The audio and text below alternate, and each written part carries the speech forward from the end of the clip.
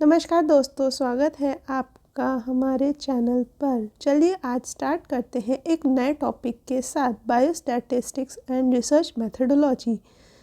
ये एक पार्ट है बायोस्टैटिस्टिक्स का, जिसमें हम आज पढ़ेंगे स्टैटिस्टिक्स के बारे में। स्टैटिस जो वर्ड है वो एक लैटिन वर्ड है और इसका जर्मन मैथोलॉजी में वर्ड है स्टैटिस्टिक्स, जिसका मतलब होता है पॉलिटिकल अरेंजमेंट। इसको पहली बार यूज़ किया था गैटफ्रिड एशनवेल ने। चलिए जानते हैं स्टैटिस्टिक्स का मतलब क्या होता है। स्टैटिस्टिक्स का मतलब होता है साइंस ऑफ फिगर्स। जो भी डेटा एक्सपेरिमेंटल स्टडी में यूज़ होता है उसे हम कहते हैं स्टैटिस्टिक्स। अब जानते हैं बायोस्टैटिस्टिक्स क्या है। बायोस्टैटिस्टिक्स का मतलब है कोई भी स्टैटिस्टिक्स या स्टैटिस्टिकल डेटा अगर लिविंग ऑर्गेनिज्म के रिलेशन में यूज़ हो रहा है तो हम उसे नाम बोलेंगे बायोस्टैटिस्टिक्स। बायोस्टैटिस्टिक्स की 3 ब्रांचेस है, हेल्थ, मेडिकल और वाइटल। हेल्थ हमारा आता है कम्युनिटी मेडिसिन और पब्लिक हेल्थ में। अब कम्युनिटी मेडिसिन और पब्लिक हेल्थ जैसे कि WHO है या यूनिसेफ है या ऐसी कोई भी गवर्नमेंटल ऑर्गेनाइजेशन या प्राइवेट ऑर्गेनाइजेशन है जो कि अपना डेटा और रिसर्च वैल्यूज़ एक लार्ज मास पे देते हैं, ठीक है, वो आते हैं हेल्थ के अंडर में। फिर आता है हमारा मेडिकल, जो कि होता है डिजीज़ या फिर ड्रग ट्रीटमेंट रिलेटेड। ये क्या होते हैं, ये हमारे जितने भी रिसर्च प्रोग्राम्स होते हैं जो कि पर्टिकुलर डिजीज़ या ड्रग चल रही है और उसके डेटा को पब्लिश करते हैं, वो आते हैं सब हमारे मेडिकल बायोस्टैट्स के। फिर आते हैं वाइटल या इवेंट। ये आती है हमारा डेमोग्राफिक या फिर वाइटल इवेंट्स पे, जो कि एक लार्ज मास ऑफ पॉपुलेशन पे वर्क करता है। उसमें कोई भी घटना जो घटित हो रही है उसके बारे में जो हम डेटा लिखते हैं वो सब आता है वाइटल बायोस्टैटिस्टिक्स। चलिए जानते हैं बायोस्टैटिस्टिक्स को पढ़ते कैसे हैं या स्टैटिस्टिक्स को पढ़ते कैसे हैं।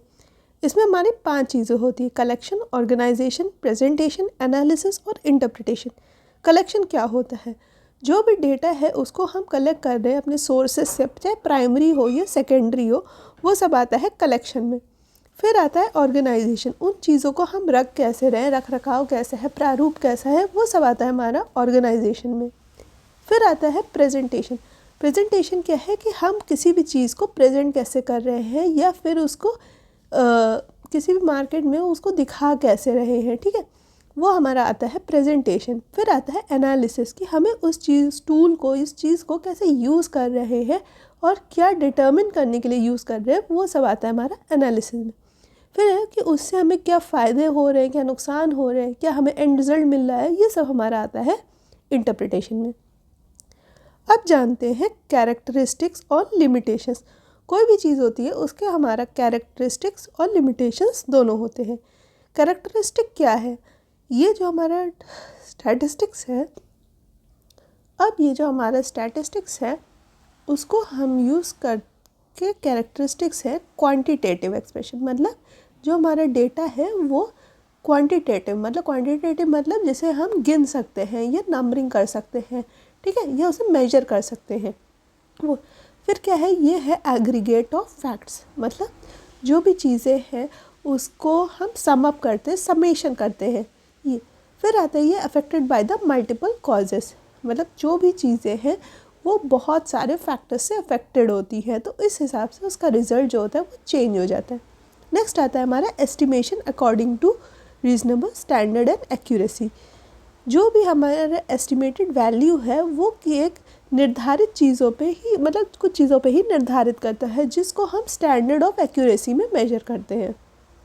फिर जिस चीज़ पे भी हम रिसर्च कर रहे हैं या स्टैटिस्टिक्स से वैल्यूज इकट्ठी कर रहे हैं वो ऑलरेडी डिटर्मिन्ड होती है, प्री डिटर्मिनेंट या प्रीडोमिनेंट पर्पस के लिए ही डिसाइडेड होती हैं। फिर क्या होती है, ये सारी चीज़ें इंटर रिलेटेड होती हैं। नेक्स्ट हम जानते हैं लिमिटेशंस। लिमिटेशंस क्या है, कोई भी चीज़ के अगर अपने स्कोप है तो उनके लिमिटेशन या प्रोज एंड कॉन्स भी होते हैं कि हम हर चीज़ को कुछ एक लिमिट तक ही यूज़ कर सकते हैं, कुछ एक दूरी तक ही ये तय कर सकते हैं। एक चीज़ से हम सब कुछ नहीं पा सकते, सिर्फ कुछ ही चीज़ें पा सकते हैं।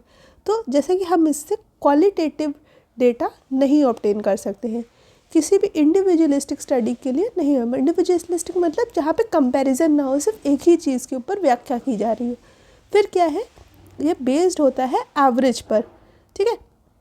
या अनुमानित चीज़ों पर। फिर क्या है, यहाँ पे मैथमेटिकल एक्यूरेसी नहीं मिलती है, मतलब भले हम यहाँ पे मैथमेटिक्स का एप्लीकेशन करते हैं पर ये नहीं कि ये एग्जैक्ट वैल्यू आपको ला कर दे। फिर क्या है, इसको हम सिर्फ स्टडी पर्पस के लिए यूज़ करते हैं, इसके ऊपर हम पूरी तरह से रिलाई नहीं कर सकते क्योंकि समय के साथ ये जो बायोस्टैट्स है, ये स्टैटिस्टिकल डेटा है, ये चेंज होता रहता है। नेक्स्ट हम जानते हैं हमारा एम। तो एम क्या है, मेथडोलॉजी को पढ़ने के लिए हम यहाँ पे कंक्लूजन निकालने के लिए इन्हें पढ़ते हैं। स्टैट्स जो स्टैटिस्टिक्स होती हैं वो मेनली हमारे कंक्लूसिव रिजल्ट्स को ऑब्टेन करने के लिए होती हैं। चलिए अब जानते हैं इसकी यूटिलिटी। अब ये जो रिसर्च है, ये स्टैटिस्टिक्स है, इसकी जो यूटिलिटी होती है वो किसी भी रिसर्च वाले के लिए बराबर होती है। अब ये रिसर्च ये डिटर्मिन करता है कि वो रिसर्च हम किस चीज़ के लिए यूज़ कर रहे हैं, खुद के पढ़ने के लिए यूज़ कर रहे हैं, दूसरों के लिए यूज़ कर रहे हैं, या किसी एक पर्टिकुलर डिजीज़ या पर्टिकुलर इंस्टीट्यूट के लिए यूज़ कर रहे हैं। ठीक है, उस तरह से उसके मायने बदल जाते हैं, पर इसको हम मेनली यूज़ कहाँ करते हैं या किन चीज़ों के लिए यूज़ कर सकते हैं। पहली चीज़ है लार्ज क्वांटिटी, मतलब कोई भी अगर बहुत बड़ा डेटा है उसको आसानी से समझने के लिए सिंपल फिगर्स में हम लार्ज क्वांटिटी ऑफ डेटा को समराइज़ करने के लिए यूज़ कर सकते हैं। नेक्स्ट आता है हमारा सिंप्लीफाइड डेटा, बड़ी बड़ी चीज़ों को सिंपल भाषा में समझने के लिए इसे हम यूज़ करते हैं। नेक्स्ट क्या है हमारा कंपैरिजन, कोई भी चीज़ का एक्शन, एफिशिएंसी, इन सब चीज़ों को रिलीज़ करने के लिए, समझने के लिए, या दो लोगों या दो से अधिक चीज़ों के बीच में कंपैरिजन समझने के लिए हम ये यूज़ करते हैं। नेक्स्ट आता है हमारा रिलेशनशिप और कोरिलेशन, दो चीज़ों के बीच या दो से अधिक चीज़ों के बीच में क्या रिलेशन है, क्या इंटरप्रिटेशन है, उन चीज़ों को समझने के लिए हम ये यूज़ करते हैं। और क्या है एनालिसिस, किन चीज़ों से हम क्या कंक्लूड करते हैं एक बड़े एक्सपेरिमेंट के बाद, उसे हम समझने के लिए एनालिसिस का यूज़ करते हैं। फ़िलहाल मैंने अभी तक आपको जो समझाया ये सब मैंने अपनी बुक RM गनबावले से पढ़ा है और समझा है, और इसको आप लोगों को बताने का प्रयास किया है। चलिए, तो अगर आपको अच्छा लगे तो लाइक, शेयर और सब्सक्राइब कीजिए, और डिस्क्रिप्शन में मैं आप लोगों के लिए एक ऑनलाइन कंसल्टेशन का नंबर डाल रही हूँ, जैसे कोई भी हेल्थ इश्यूज़ हो तो आप मुझे कांटेक्ट कर सकते हैं। Thank you and have a good day.